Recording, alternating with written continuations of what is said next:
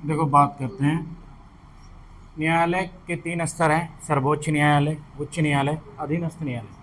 न्यायालय का इतिहास भारत में बहुत पुराना है। सबसे पहले रेगुलेटिंग एक्ट 1773 के रेगुलेटिंग एक्ट से 1774 में सर्वोच्च न्यायालय की स्थापना कलकत्ता में की गई और इसके पहले जज थे सर एलिजा इम्पे।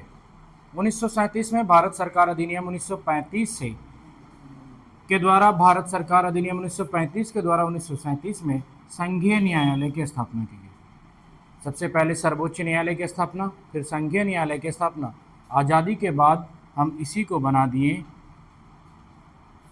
सर्वोच्च न्यायालय। अब सर्वोच्च न्यायालय की स्थापना कब की गई? 26 जनवरी 1950।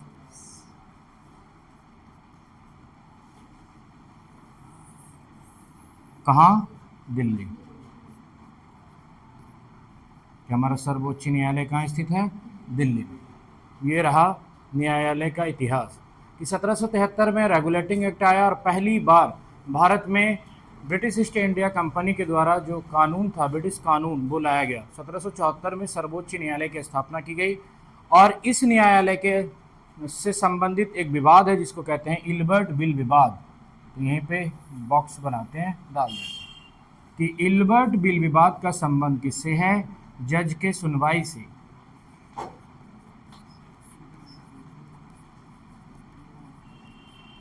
इल्बर्ट बिल विवाद 1933 ईस्वी में हुआ। इसमें यह कहा गया था कि कोई भी भारतीय जज किसी भी अंग्रेज का केस का सुनवाई नहीं कर सकता। अगर दोनों पक्ष भारतीय हों तो उसका केस भारतीय सुन सकता। अगर एक पक्ष भी अंग्रेज हो तो उसका केस भारत के जज नहीं सुन सकते, ताकि उसके साथ जो अन्याय होगा ब्रिटिश ईस्ट इंडिया कंपनी के साथ, यही है कि मतलब पूरा का पूरा सेटिंग है कि वो किसके पक्ष में फैसला देगा? अंग्रेजों के पक्ष में। इसीलिए विवाद हुआ था, इल्बर्ट बिल विवाद। तो ये था सुनवाई को लेकर कि भारत का कोई भी वकील ब्रिटिश ईस्ट इंडिया कंपनी के खिलाफ या किसी अंग्रेज के खिलाफ केस नहीं लड़ सकता। उसको अंग्रेज दोनों पक्ष में वकील भी अंग्रेज होंगे। 1937 में भारत सरकार अधिनियम 1935 से संघीय न्यायालय की स्थापना, सर्वोच्च न्यायालय इसी को कर दिए 26 जनवरी 1950। और सुनवाई को लेकर के एक विवाद है जिसको कहते हैं इल्बर्ट बिल विवाद, और यह आया था 1933 ईस्वी में। सुनवाई जज को लेकर के कि श्वेत अगर कोई भी व्यक्ति रहा तो उसके लिए श्वेत जज ही न्यायिक प्रक्रिया में भाग लेंगे। तो इल्बर्ट बिल विवाद का संबंध किससे है? जज की सुनवाई से लेकर के कि भारतीय जज भारतीयों का केस तभी लड़ सकते हैं जब दोनों पक्ष भारतीय हो, कि इसको न्याय दो या उसको दो, तुम जानो। लेकिन अगर एक भी पक्ष अंग्रेज रहा तो भारत का जज न्याय नहीं कर सकता, अंग्रेज करेगा। और अंग्रेज करेगा तो किसके पक्ष में होगा? अंग्रेज के पक्ष में। और दूसरा विवाद है मुजफ्फरपुर कांड।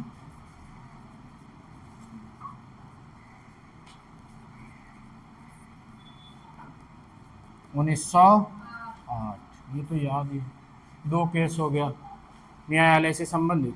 1773 में रेगुलेटिंग एक्ट, 1774 में सबसे पहले सर्वोच्च न्यायालय की स्थापना की गई। ये तो याद ही होगा किसने की? Warren Hasting.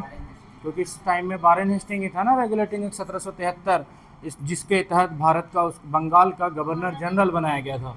कलकत्ता में है, जज सर एलिजा एम्पे थे। 1937 में भारत सरकार अधिनियम 35 से उसी को बना दिया गया संघीय न्यायालय, और इसको चेंज कर दिया गया क्योंकि 1937 तक जो राजधानी थी वो कलकत्ता से दिल्ली आ गई थी, इसीलिए जो न्यायालय था वो भी ट्रांसफ़र होता ना। और इसी को हम लोग 26 जनवरी 1950 को कर दिए सर्वोच्च न्यायालय। तो वर्तमान में जो सर्वोच्च न्यायालय है उसकी स्थापना कब हुई? 26 जनवरी 1950। इल्बर्ट बिल विवाद का संबंध किससे है? सुनवाई से, न्यायालय से संबंधित है। और मुजफ्फरपुर कांड में भी किंग्सफोर्ड क्या किया था? किंग्सफोर्ड की हत्या करने का प्रयास किया था खुदीराम बोस, वो भी न्यायालय से संबंधित केस है। इतिहास का ही हो गया इतिहास।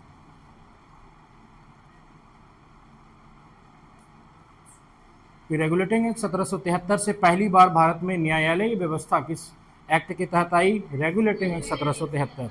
उसके बाद ये क्या हो गया, धीरे धीरे आगे बढ़ता गया। सबसे पहले सर्वोच्च न्यायालय की स्थापना हुई, फिर उसके बाद संघीय न्यायालय की स्थापना। यहाँ पे क्वेश्चन यहाँ पे गड़बड़ा जाता है, संघीय न्यायालय की स्थापना कब हुई? 1937। क्लियर कट है।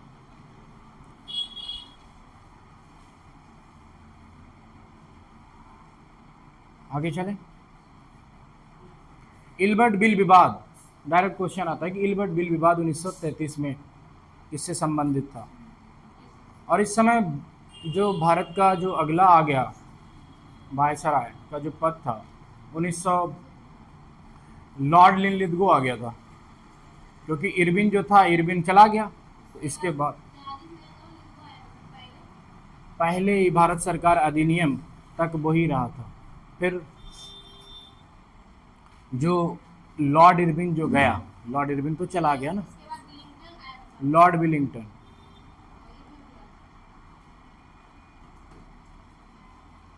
इल्बर्ट बिल विवाद 1933, सुनवाई जज और यहाँ पे लिख लेना भारतीय, इसीलिए इसको कहते हैं श्वेत न्यायालय विवाद भी, कि यहाँ पे अंग्रेज लोगों को क्या किया गया, मान्यता दिया गया। हम लोग आगे चलते हैं। सर्वोच्च न्यायालय,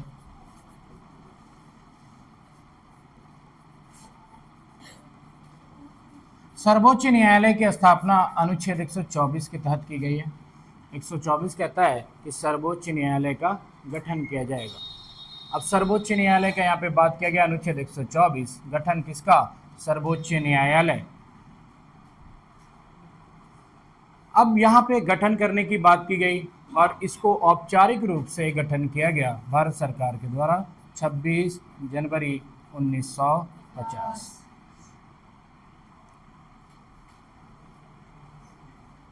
अब आगे है कि सर्वोच्च न्यायालय अपने तरीके से क्या करता है, संघीय न्यायालय है, न्यायालयों का न्यायालय, इसके पास क्षेत्राधिकार हैं बहुत सारी चीज़ों को लेकर के। सर्वोच्च न्यायालय, सर्वोच्च न्यायालय वर्तमान में जो इसकी सदस्य संख्या है, सदस्य संख्या वो है 33 + 1। एक जज होगा।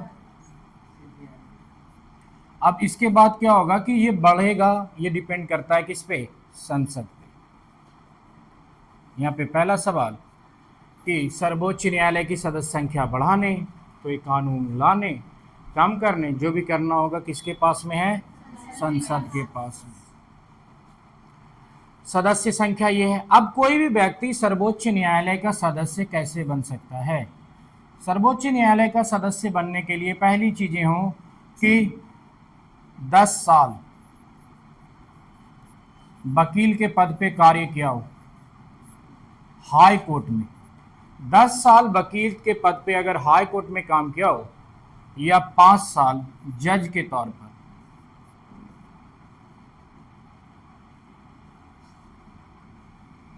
पाँच साल जज के तौर पर अगर ये काम किया हो तो भी संभव है। कहाँ? High court. 10 साल वकील रहा हो हाई कोर्ट में, या 5 साल जज रहा हो हाई कोर्ट में, तो ये क्या कर सकता है? सर्वोच्च न्यायालय का सदस्य बनने योग्य है। अब दूसरा है कि क्या हर आदमी को बनाया जा सकता है? तो ये बनाता कौन है? राष्ट्रपति बनाएगा, राष्ट्रपति। सर्वोच्च न्यायालय के अन्य न्यायाधीश और मुख्य न्यायाधीश की सलाह पर। यह नहीं है कि कोई भी 10 साल रह गया, 5 साल रह गया तो राष्ट्रपति इसको बना देगा। राष्ट्रपति क्या करता है कि सलाह से बनाता है, और क्राइटेरिया यही है। पहली चीजें हैं सर्वोच्च न्यायालय की स्थापना 124, गठन कब किया गया? 26 जनवरी 1950। सदस्य संख्या है 33 + 1। संसद इसको कम या बेस कर सकती है, काम के लोड के हिसाब से इसकी सदस्य संख्या घट या बढ़ गई है। सदस्य की योग्यता है 10 साल हाई कोर्ट के रूप में वकील रहा हो, या तो फिर 5 साल जज के तौर पर हाई कोर्ट में ये काम किया हो। राष्ट्रपति नियुक्त करेगा, और सलाह किसकी रहेगी? सलाह रहेगी जिस जहां नियुक्त कर रहा है वहां के लोगों की, क्योंकि ये काम तो करेगा न्यायालय में। राष्ट्रपति को सलाह देता है मुख्य न्यायाधीश, अन्य न्यायाधीश की ये व्यक्ति वहाँ पे हाई कोर्ट में काम कर रहा है, क्योंकि अमरावती के बाद टोटल हो गई 25 न्यायालयों की संख्या। अब 25 न्यायालय में बहुत सारे हैं, वकील है, जज है। अब जिसको बनाना होगा वो लोग उसको हक में क्या करता है, बताता है कि ये आदमी ठीक है, इसको बना दीजिए। फिर वो क्या करता है, शपथ दिला देता है। तो सदस्य को शपथ कौन दिलाएगा? राष्ट्रपति।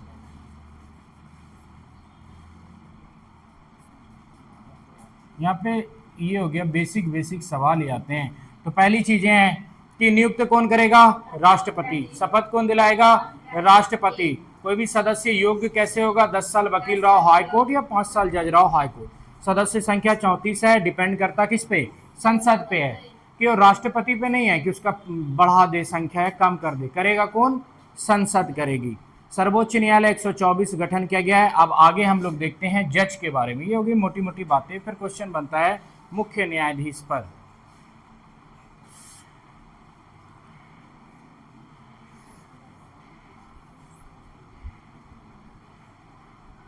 सर्वोच्च न्यायालय का गठन 124, गठन किया गया 26 जनवरी 1950। सदस्य वर्तमान में 33+1। सदस्य की योग्यता 10 साल हो या 5 साल। दूसरा, बनाएगा राष्ट्रपति सलाह से। सदस्य शपथ कौन दिलाएगा? राष्ट्रपति। न्यूनतम आयु सदस्य की नहीं है। ये भी क्वेश्चन है, सदस्य की न्यूनतम आयु तय नहीं है। अब जैसे कि राज्यसभा में न्यूनतम आयु 30 साल, राज्यपाल के लिए 35 साल, लोकसभा के लिए 25 साल, लेकिन इसके सदस्य की न्यूनतम आयु तय नहीं है, अधिकतम है 65 साल।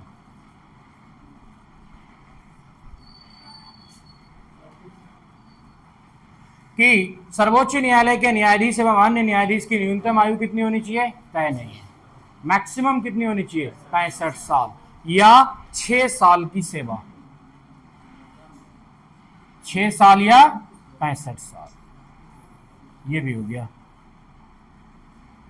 कि न्यूनतम आयु इसकी निर्धारित नहीं है। न्यायाधीश एवं मुख्य न्यायाधीश, न्यूनतम आयु की बात ही नहीं है। जज भी बनेगा 10 साल, लगड़ा खाएगा 5 साल। दूसरा है कि अगर ये योग्यता ना हो और राष्ट्रपति को के समक्ष वो कानून का ज्ञाता हो, कानून का ज्ञाता, तो भी किया जा सकता है। अब यहाँ पे बात ये हो गई कि कोई व्यक्ति विदेश से पढ़ के आया, नॉलेज का भंडार है उसके पास, लेकिन अब बैरियर हो गया 10 साल 5 साल, या तो वकील बन के रहना पड़ेगा या जज बनना पड़ेगा, कम से कम 5 साल बिताओ। तो उस कंडीशन में ये दोनों कंडीशन काम नहीं करते। अगर राष्ट्रपति को ये लगे कि व्यक्ति कानून का ज्ञाता है तो उसको डायरेक्ट अपॉइंट किया जा सकता है सुप्रीम कोर्ट में। किसके द्वारा? राष्ट्रपति। तो ये कंडीशन फॉलो भी होते हैं, नहीं भी फॉलो होते। यहाँ पे 3 कंडीशन हो गया कि कम से कम 10 साल वकील रहो, 5 साल जज रहो, या राष्ट्रपति के समक्ष वो कानून का ज्ञाता हो गया। दूसरा है सदस्य शपथ राष्ट्रपति नियुक्त करेगा, राष्ट्रपति सलाह लेगा। न्यूनतम आयु सीमा निर्धारित नहीं है, अधिकतम है 65 साल या रहेगा पद पे 6 साल। केंद्र सरकार के सभी अधिकारियों का वही है, कानून का ज्ञाता हो। अब आगे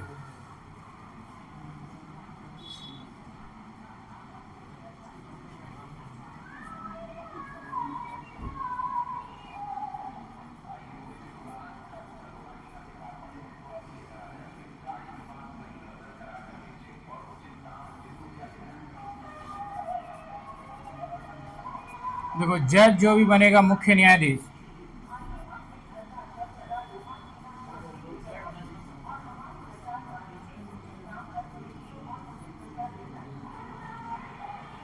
अन्य न्यायाधीश को पहली चीज है कि राष्ट्रपति को शपथ दिलाएगा। राष्ट्रपति को शपथ कौन दिलाएगा? मुख्य न्यायाधीश। और मुख्य न्यायाधीश ना हो तो अन्य न्यायाधीश। आगे है केंद्र से संबंधित कोई भी विवाद,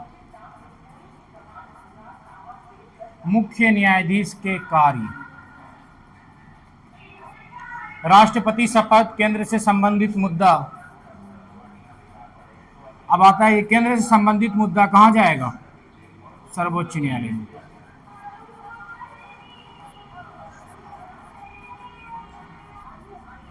सांसद विवाद, सांसद के विवाद का निपटान कौन करेगा? सर्वोच्च न्यायालय, मुख्य न्यायाधीश। राष्ट्रपति को शपथ देना, केंद्र से संबंधित मुद्दे का निपटान करना और राष्ट्रपति को सलाह देना।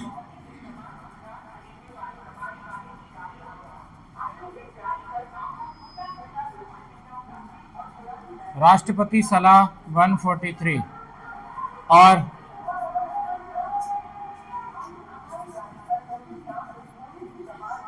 कानून के अल्पीकरण की जांच।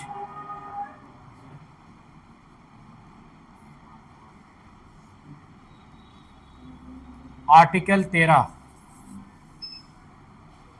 आर्टिकल 13 के तहत कानून के अल्पीकरण की जांच करेगा। अगर कानून योग्य नहीं होगा तो सर्वोच्च न्यायालय, मुख्य न्यायाधीश के पास ये पावर है तो उस कानून को शून्य घोषित कर सकता है। ऐसा नहीं कि संसद मनचाहा कानून बना दिया तो उसको रोकने का अधिकार किसको है? सर्वोच्च न्यायालय, मुख्य न्यायाधीश। आगे है जनहित याचिका।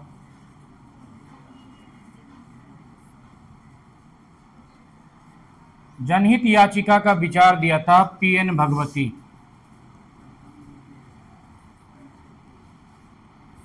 जनहित याचिका मोस्ट इंपॉर्टेंट है। जनहित याचिका का जो विचार था वो दिया था पीएन भगवती। जनहित याचिका कहता है कि अगर सर्वोच्च न्यायालय को लगे कि कोई ऐसा नियम जो जनहित में बेहतर है तो सर्वोच्च न्यायालय उसको लागू करवाएगी सरकार से। उसके लिए उसको संसद या सरकार से पूछने की आवश्यकता नहीं है, यानी जनहित में काम करेगी। और ये भी अधिकार किसका है? सर्वोच्च न्यायालय का। इसलिए भारत में जो सर्वोपरि है वो है संविधान और उसका संरक्षण कौन है? सर्वोच्च न्यायालय। और सर्वोच्च न्यायालय जनहित याचिका में जो भी विचार चाहे वो ले सकती है और अगर जनहित में ज़्यादा उचित हो तो भले सरकार के संरक्षण में काम करती है। अब सर्वोच्च न्यायालय इसीलिए स्वतंत्र महसूस नहीं करती है, जबकि भारत में सबसे स्वतंत्र संस्था है सर्वोच्च न्यायालय कि लोगों के हित में ये कर सकती है। अगर ये सर्वोच्च न्यायालय का मुख्य न्यायाधीश या अन्य न्यायाधीश ये निर्णय ले कि यहाँ पर ये नहीं होगा तो सरकार को वहाँ पे नहीं करने दिया जाएगा, क्योंकि ये जनहित का विचार, जनहित के बारे में बात, यह सारी चीज़ें किसके अधिकार क्षेत्र में आती है? सर्वोच्च न्यायालय की। कि सरकार तो वोट के लिए काम करेगी लेकिन न्यायालय तो जनहित में काम करेगा ना। तो न्यायालय भी सरकार के पक्ष में काम करती है, इसलिए देश की लोकतंत्र को लोग खतरा बता रहा है। सर्वोच्च न्यायालय जज, मुख्य न्यायाधीश के कार्य: राष्ट्रपति को शपथ, केंद्र से संबंधित मुद्दा, सांसद विवाद, राष्ट्रपति को सलाह देना, कानून के अल्पीकरण की जांच, जनहित याचिका में सरकार को सुझाव देना। ये सारी चीजें हो गई। और ये सारी चीजें करते करते मुख्य न्यायाधीश जो बढ़िया से करने लगता है, अब ड्रामा शुरू ये हो जाता है कि उस पर लगाने लगता है महाभियोग कि आप अगर स्वतंत्र तरीके से काम करते हो और ये सारी चीज करोगे तो फिर हटा दिए जाओगे। तो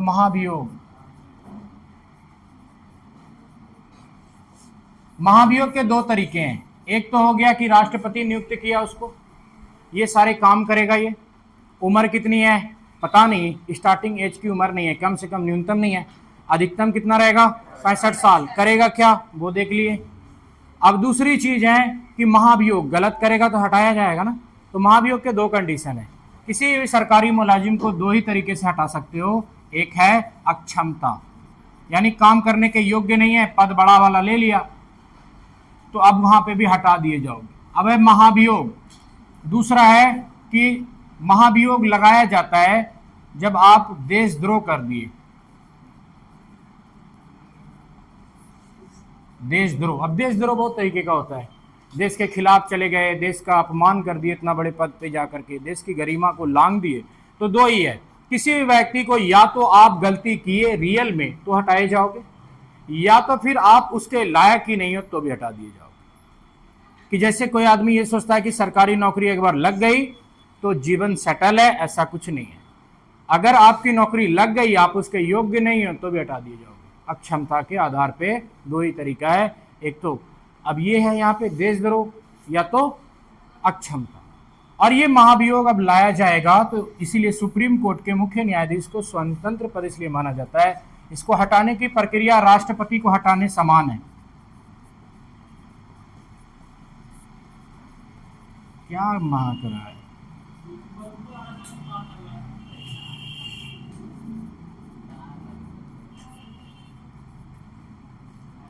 इसको हटाया जैसे वैसे ही जाएगा जैसे राष्ट्रपति को हटाने का कितना अनुच्छेद था महाभियोग? 61। आकस्मिक रिक्तियां 62 कि कम से कम मतलब अगर हटा दिए गए तो 6 महीना तक कोई भी व्यक्ति पद पे जा सकता है और 6 महीना के बीच में चुनाव कराना पड़ेगा। 6 महीने से कम टर्म है तो नया चुनाव ही हो जाएगा। राष्ट्रपति के समान हटाने की प्रक्रिया है, इसलिए थोड़ी जटिल है।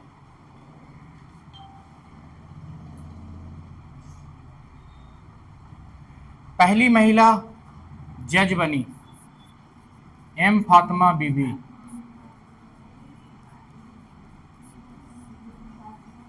अब ये हो गया विविध, कुछ विविध लिखा देते हैं।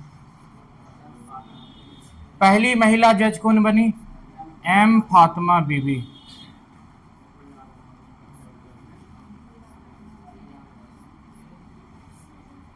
एक व्यक्ति जो जज रहा अंतर्राष्ट्रीय मुख्य न्यायालय का, कौन?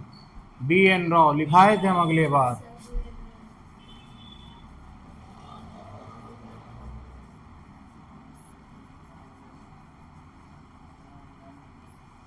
अंतर्राष्ट्रीय न्यायालय जो द हेग में स्थित है, इस कहाँ है? हेग में। और इसके बने थे BN राव। और BN राव धन निष्कासन का सिद्धांत दिया था दादा भाई नौरोजी के तरह। दादा भाई नौरोजी भी दिया था, ये भी दिया था। ये बोला था कि जो हमारे इंडिया की जो प्लानिंग व्यवस्था है यहाँ से भारत की से, तो दादा भाई नौरोजी भी दिया था और BN राव भी दिया था भारत से धन निकालने का। तो वो दिया था धन निष्कासन का सिद्धांत, poverty and non British rule in India. BN Rao अंतर्राष्ट्रीय न्यायालय जज हेग। दूसरा है कि एक व्यक्ति था कि कोई भी जज अगर देश क्रिटिकल कंडीशन में होगा तो देश का सबसे बड़ा नागरिक बनने का गौरव भी जज को प्राप्त होगा। एक जज था जो सर्वोच्च न्यायालय का मुख्य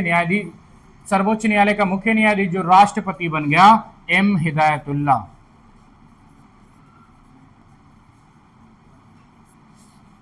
M हिदायतुल्लाह जो जज था बन गया क्या? कार्यवाहक राष्ट्रपति। कार्यवाहक का मतलब हुआ है कि अब जो गड़बड़ी हुआ, मर गया, जो आकस्मिक रिक्ति हुई, तो आकस्मिक रिक्ति में उपराष्ट्रपति पद पे जाएगा। उपराष्ट्रपति भी नहीं रहे तो क्या होगा? सर्वोच्च न्यायालय का मुख्य न्यायाधीश बतौर राष्ट्रपति काम करेगा। क्योंकि कभी भी ऐसा क्रिटिकल कंडीशन आ जा सकता है कि राष्ट्रपति उपराष्ट्रपति एक ही प्लेन में मर गए, क्रैश हो गया। अब क्या करोगे? अब बंदर बांट होगी, देश की जो एकता अखंडता है वो खराब होने लगेगी। कोई भी एरू गरू बोलने लगेगा हम बनेंगे। तो संविधान में ये पहले से पुष्टि किया है, बनेगा कौन? सर्वोच्च न्यायालय का मुख्य न्यायाधीश।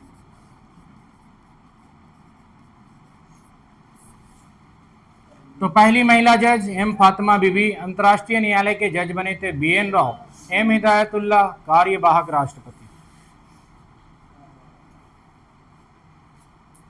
अब है अभी वर्तमान में जो करंट अफेयर जैसा हो गया है कि D.Y.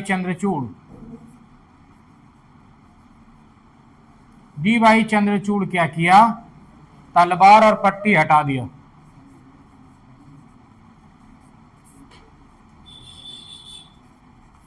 जैसे पहले जो हमारी थी ना न्याय की देवी, वो अंधी थी, अब वो अंधी नहीं है, उसके हाथ में संविधान दे दिया गया, क्योंकि हमारा देश संविधान से चलता है।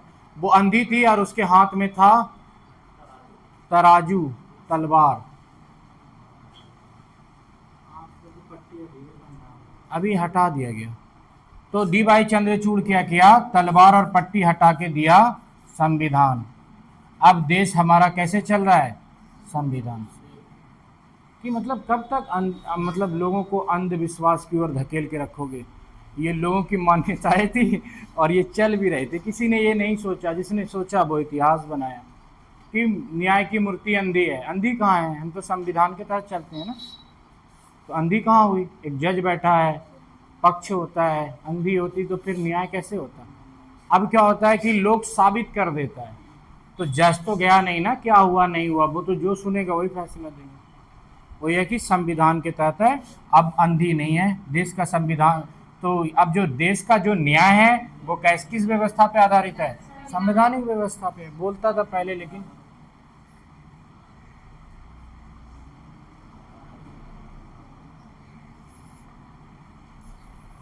बैग जाते हैं, रिकॉल करा देते हैं। 1773 रेगुलेटिंग एक्ट 74 में सर्वोच्च न्यायालय की स्थापना की गई कलकत्ता में, और इसके जज बनाए गए सर एलिजा एंट्री। 1937 में भारत सरकार अधिनियम 35 से बना संघीय न्यायालय, और ये राजधानी चेंज हो गया था तो दिल्ली चला गया, और भारत सरकार ने उसी को फिर नाम कर दिया सर्वोच्च न्यायालय 26 जनवरी 1950। न्यायालय के 3 अंग हैं: सर्वोच्च न्यायालय, उच्च न्यायालय, अधीनस्थ न्यायालय। मुजफ्फरपुर कांड और इल्बर्ट बिल विवाद का संबंध न्यायालय से ही है। आगे, सर्वोच्च न्यायालय 124 गठन करता है, गठन किए 26 जनवरी 1950। सदस्य संख्या 33+1, एक जज रहेगा, 33 मेंबर रहेंगे, और ये डिसाइड करेगा कौन? संसद। आने वाले समय में ये बढ़ भी सकता है, 40 भी हो सकता है, 42 भी हो सकता है, लूसेंट अभी इतने कवर करता है। सदस्य की योग्यता है 5 साल जज रहे हाईकोर्ट, 10 साल वकील रहे हाईकोर्ट, या कानून का ज्ञाता हो। अब जो कानून का खूब ज्ञान रखता हो और उसको 5 साल 10 साल के वजह से काम वहाँ पे नहीं बिठाया गया तो ये भी दिक्कत हो जाएगी। बनाएगा राष्ट्रपति, सलाह देगा न्यायाधीश। सदस्य शपथ कौन दिलाएगा? राष्ट्रपति। संसद की सदस्य की न्यूनतम आयु तय नहीं है, अधिकतम कितनी है? 65 साल। यह काम करेगा 6 साल। सर्वोच्च न्यायालय जज, बहुत सारे इसको जिम्मेदारी दी गई है। मुख्य न्यायाधीश के कार्य हैं राष्ट्रपति को शपथ दिलाना, केंद्र से संबंधित मुद्दे विवाद का निपटान करना, और यहाँ पे इसलिए है कि अगर केंद्र राज्य के बीच अगर विवाद हो गया, कुछ भी हो गया, तो उसका निपटान कौन करेगा? सर्वोच्च न्यायालय। केंद्र से संबंधित मुद्दा हो, सांसद का विवाद हो, राष्ट्रपति को सलाह देना हो, या कानून के अल्पीकरण की जांच करना हो, गलत कानून है या सही कानून है। दूसरा है जनहित याचिका, अगर लोगों के हित के लिए अगर सरकार के फैसले को बदलना पड़े तो भी बदलेगी कौन? न्यायालय। यहीं से आता है जनहित याचिका में दिया गया है, जैसे शाहबानो केस जनहित याचिका से संबंधित था, समाज कल्याण के लिए दिया जाता है। जनहित याचिका में लोगों के लिए जब सरकार अंधी बहरी लंगड़ी हो जाती है तब न्यायालय से अपील की जाती है, तो न्यायालय अपने क्षेत्राधिकार से, अपने पावर के बल पे सरकार के निर्णय को साइड करके रख देती है। भले जज बदल जाए, तो कुछ जज ऐसे होते हैं जो सरकार के खिलाफ खड़े हो जाते हैं, और निर्णय तो मान्य होगी ना सरकार जो दिया सर्वोच्च न्यायालय को। अब है महाभियोग, अक्षमता, देशद्रोह। राष्ट्रपति के सम्मान हटाने की प्रक्रिया है। पहली महिला जज बनी एम फातिमा बीबी, अंतर्राष्ट्रीय न्यायालय हेग में BN राव और एम हिदायतुल्लाह कार्यवाहक राष्ट्रपति। DY चंद्रचूड़ अभी संविधानिक जो हमारा जो देश का जो पुतला है उसको बोला ये अंधी नहीं है, ये संवैधानिक प्रक्रिया के तहत चलती है। इस तरीके का बनेगा जब सवाल ना तो आपको समझ आ जाएगा, क्योंकि ये बहुत चर्चा में रहा था, इस पर करंट अफेयर बना था। अब सेम चीजें बात कर लेते हैं उच्च न्यायालय। सर्वोच्च न्यायालय के पास ये 5 प्रकार की रीट जारी करने का अधिकार है। रीट किस आर्टिकल के तहत? आर्टिकल 32 के तहत। आर्टिकल 32 के तहत सर्वोच्च न्यायालय 5 प्रकार की रीट जारी कर सकती है: परमादेश, प्रतिषेध, उत्प्रेषण, बंदी प्रत्यक्षीकरण,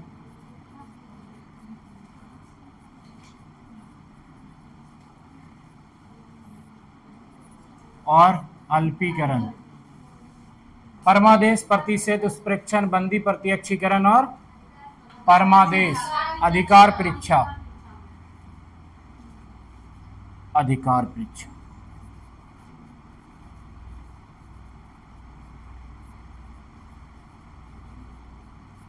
अब सारे के अर्थ हम आपको पहले ही लिखा चुके थे। यहाँ से क्वेश्चन देता है स्टेटमेंट और कहता है कि ये किसके तहत आता है।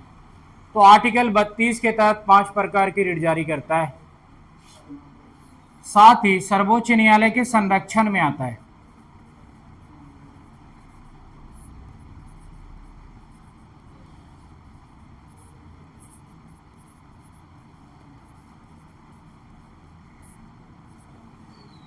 संरक्षण में आता है और इसको बोला जाता है स्तंभ न्यायालय।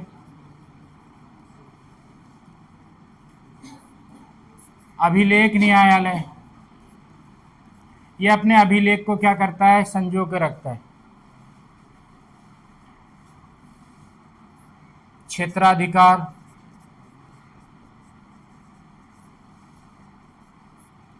मौलिक अधिकार, अधिकार,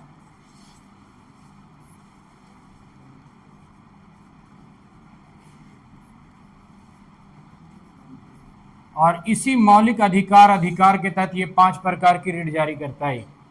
बहुत सारे अधिकार है। अभिलेख न्यायालय, सर्वोच्च न्यायालय। अभिलेख न्यायालय का मतलब है कि अगर भविष्य में कोई केस का निर्णय सर्वोच्च न्यायालय दिया है और बाद में कोई इस केस को पुनः चुनौती दे दे, तो न्यायालय या तो अपने निर्णय को फिर से सुनेगी या नहीं सुनेगी, ये न्यायालय पर डिपेंड करता है, चाहे केस सच हो या झूठ। अभिलेख न्यायालय। दूसरा, हजारों साल बाद भी अगर सरकार कहे कि तुमने ऐसा निर्णय दिया और न्यायालय उस बात से सहमत ना हो, तो न्यायालय, अभिलेख न्यायालय, वो अपनी पर्ची को संजो के रखती है। अब तो कंप्यूटराइज है ना, हजारों साल पुराने दस्तावेज भी न्यायालय आपके सामने सुपुर्द कर देगा कि अगर, क्योंकि न्यायालय अपने सभी केस का, इसीलिए इसको बोलते हैं अभिलेखीय न्यायालय, साक्ष्य न्यायालय, कि आपके सारे केस वहाँ पे संजो के रखे जाते हैं। क्षेत्राधिकार है, इसके क्षेत्र का अधिकार है। ये कहता है, ये यहां पर आ जाता है प्रतिषेध में, कि क्षेत्राधिकार में सर्वोच्च न्यायालय उच्च न्यायालय को कहता है कि तुम्हारे बस का बात नहीं है, पीछे हटो। ये किसके क्षेत्र में आ गया, हमारे क्षेत्र में। यानी क्षेत्राधिकार ये कहता है कि अपने नीचे न्यायालयों को पीछे हटने के लिए कह सकता है या उस केस को अपने पास ले सकता है। इसी को हम बोलते हैं प्रतिषेध। उत्प्रेषण बोलते हैं कि बहुत समय से कोई केस उच्च न्यायालय में पेंडिंग रह गया, तब सर्वोच्च न्यायालय बोलता है अब तुम्हारे से नहीं संभलेगा, उत्प्रेषण केस भेजो। तो सर्वोच्च न्यायालय उच्च न्यायालय से कैसे मांगेगा, लो दो केस, ऐसे तो है नहीं, घर का तो चावल दाल तो है नहीं ना, आओ दो।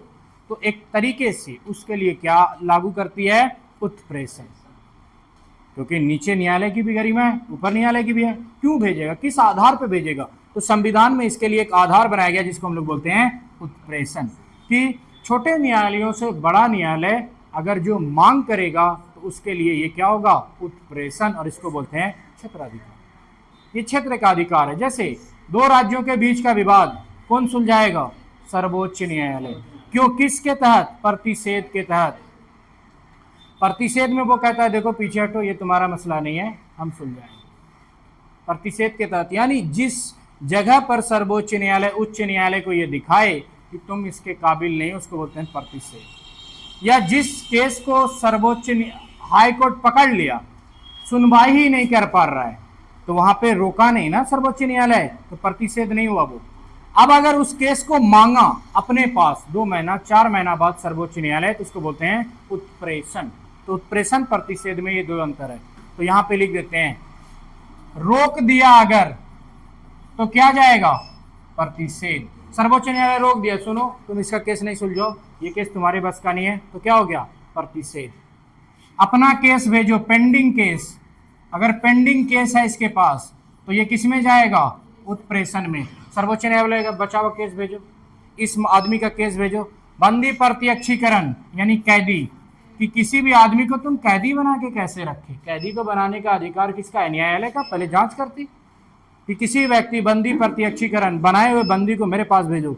अधिकार परीक्षा, कौन दिया तुमको अधिकार कि आप क्या किए, अपने गांव में थाना खोल लिए, बहुत आदमी होता, बैंक खोल लिए, किसी भी आदमी को गुलाम बना लिए, जी हुजूरी करवाने लगे, तो ये अधिकार कौन दिया। स्कूल गए, प्रिंसिपल को डराने धमकाने लगे, उसके कुर्सी पे बैठ के 4 दिन काम को बाधित कर दिए, अब बोलने लगे कि हम हैं CDPO, उससे बड़े पद का नाम लेने लगे। तो इसके लिए आता है अधिकार परीक्षा, कि अधिकार दिया कौन तुमको, कि तुम अगर भारत के नागरिक हो, हट्टे कट्टे हो, पैसे वाले हो, तुमको ये अधिकार दिया कौन, ये इसके तहत पूछती है न्यायालय। अधिकार परीक्षा, अधिकार कौन दिया, बंदी प्रत्यक्षीकरण, कैद कैसे किए, उत्प्रेषण, पेंडिंग केस भेजो, परमादेश, हम आदेश देते हैं, ये आदेश देता है अधिकारी को कि तुम जिस पद पे बैठे हो हटा दिए जाओ, क्योंकि तुम किसके लिए सेवा में लगे हो, आम लोगों की। और ये अधिकार कौन दिया इसको, जनहित याचिका में। जनहित याचिका है ना, जनजीवन कल्याण, जनहित, लोगों के विकास के लिए न्यायालय ये सारी चीज करती है। और आर्टिकल 32 के तहत परमादेश आदेश देते हैं, कौन बोलेगा, सर्वोच्च न्यायालय, कि तुम इस आदमी का काम आज करके दो। अधिकारी दौड़ा रहा है, काम नहीं कर रहा है, तो उस समय हम न्यायालय से क्या मांगते हैं जाके, परमादेश के संबंधित काम है, इसमें आप हमको परमादेश दीजिए अधिकारी के समक्ष। फिर जाता है, अधिकारी को करना पड़ेगा, नहीं तो पद से हटना पड़ेगा उसको। दूसरा है प्रतिषेध, रोक दिया कि तुम ये काम मत करो, ये काम हमारा है, सर्वोच्च न्यायालय। जैसे दो राज्यों के बीच का विवाद हो गया, कोई भी राज्य सुलझाएगा तो वो अपने राज्य का पक्ष लेगा कि नहीं, तो वहां पे प्रतिषेध के तहत उसको अधिकार ही नहीं है कि वो केस सुलझा पाए। तो अब यहाँ पे दो राज्य लड़ने लगेगा, सर्वोच्च न्यायालय से उच्च न्यायालय लड़ेगा, बोलेगा नहीं हम लड़ेंगे, आप रोकने वाले होते कौन है, तब बोलेगा देख लो संविधान, वहां पे है क्या, प्रतिषेध। ये एक प्रोसेस है, नहीं तो फिर क्या हो जाएगा कि अगर अधिकार सर्वोच्च न्यायालय को नहीं होता, ये प्रतिषेध लागू कर सकता है सर्वोच्च न्यायालय अपने छोटे न्यायालयों की, और यही उच्च न्यायालय क्या कर सकता है, अधीनस्थ न्यायालय से। अगर कोई केस लंबे समय तक पेंडिंग है, मुजरिम फरार है, मुजरिम जा नहीं रहा है, तो उसको डर होता है कि केस कहीं अपग्रेड ना हो जाए। अगर आप लंबे समय तक नहीं जाओगे ना, अधीनस्थ न्यायालय कहेगा ये बड़ा मुजरिम लगता है, गोली बम वाला, हम नहीं सुलझाएंगे, जाओ हाईकोर्ट भेज दो।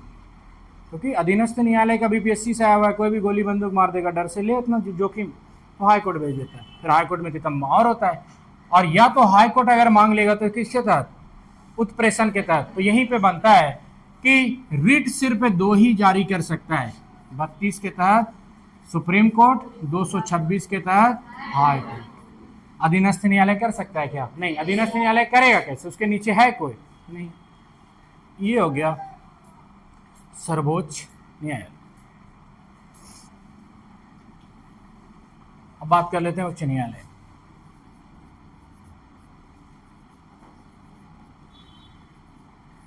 उच्च न्यायालय है 214,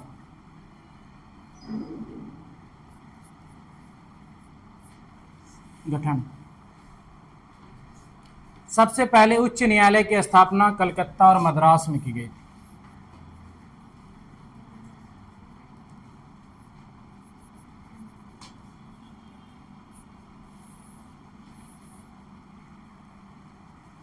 कलकत्ता और मद्रास में उच्च न्यायालय की स्थापना की गई थी। उच्च न्यायालय के तो मतलब दो राज्यों में किया गया था, एक साथ ही किया गया था। और कलकत्ता और मद्रास को दोनों को मिला दिया गया था, आपको याद है ना, दोनों को मिला करके। और बंगाल का गवर्नर जनरल जब वारेन हेस्टिंग को बनाया गया था, यहाँ पे न्यायिक प्रक्रिया काम कर रही थी कलकत्ता एवं बंगाल में। आगे है उच्च न्यायालय, सेम चीजें हैं। यहां पर सारी चीजों में क्या आ जाएगा, राज्यपाल। दूसरी चीजें हैं, यहां उम्र कम हो जाएगा, शपथ कौन दिलाएगा, राज्यपाल। राज्यपाल शपथ दिलाएगा। उम्र अधिकतम क्या हो जाएगा, 62 साल। यहां पे ये कंडीशन है, वहां पे था 65 साल। राज्यपाल शपथ दिलाएगा, उम्र सीमा 62 साल है। और सेम चीजें हैं यहां पर भी। सदस्य योग्यता में वहां पर था क्या, सुप्रीम कोर्ट जा रहे हैं तो हाई कोर्ट का चाहिए, तो यहां पर चाहिए आपको अधीनस्थ न्यायालय का।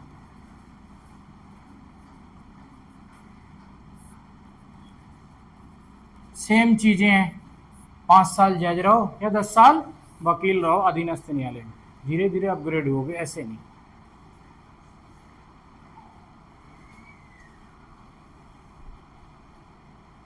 वर्तमान में न्यायालयों की संख्या है 25, सबसे नया है अमरावती।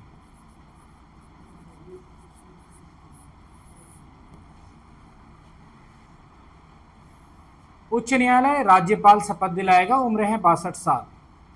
अब यहाँ पे बहुत बच्चा यहाँ पे कंफ्यूजन हो जाता है कि राज्यपाल को फिर शपथ कौन दिलाएगा। राज्यपाल को नियुक्त करते हैं राष्ट्रपति,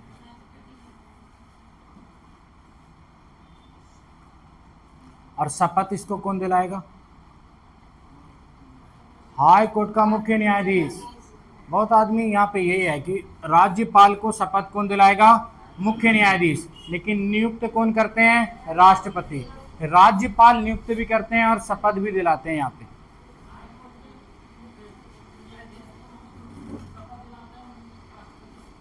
हाई कोर्ट के मुख्य न्यायाधीश को शपथ दिलाता है राज्यपाल, क्योंकि हाई कोर्ट बहुत ज़्यादा हो गया, बहुत ज़्यादा न्यायाधीश हो जाएगा ना। राष्ट्रपति वो सारे काम राज्यपाल के तहत करता है या अपने अधीनस्थ मंत्रियों से, जो क्या होता है, जिसका क्षेत्र विस्तार हो जाता है।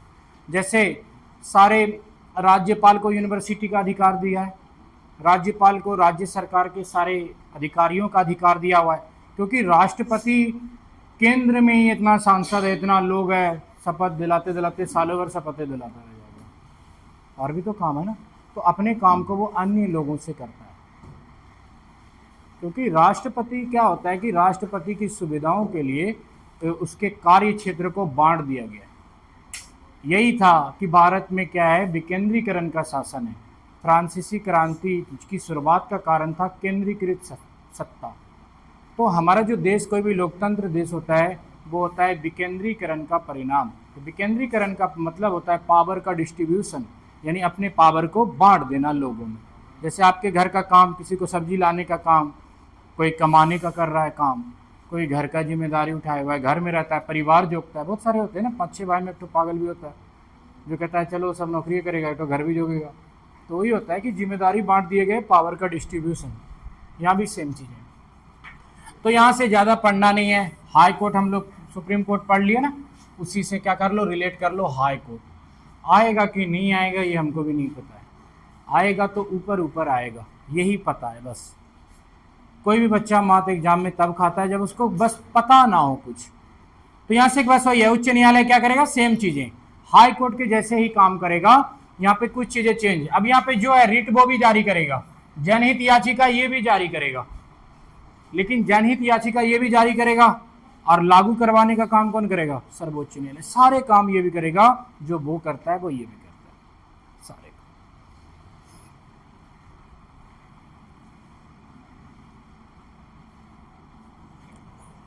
हमारा एक टॉपिक है संसदीय समिति, प्राक्कलन समिति, लोक लेखा समिति, अलग अलग समितियां हैं, उस पर बात करेंगे। पॉलिटी हो गया खत्म।